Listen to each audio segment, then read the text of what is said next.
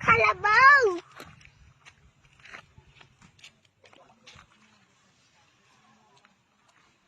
Katingin bang kalabaw? Ayan, ayun o. Naliligo yung mga kalabaw. Ay, laya lang itong kalabaw. Yan ang yun ang umihila dun sa ano, sasakyan. Pupunta dun sa falls eh. Doon? Oo, pag pupunta ka ng falls, yan ang ihila sa'yo, yung mga kalabaw.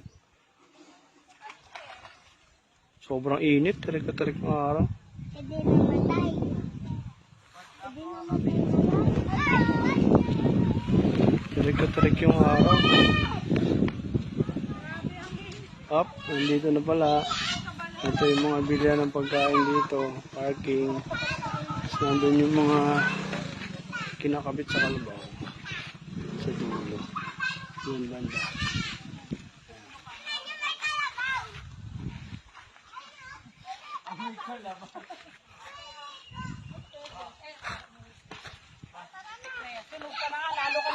Mukhang sasakay na kami dun sa parang kalesa na hinihila ng kalabaw.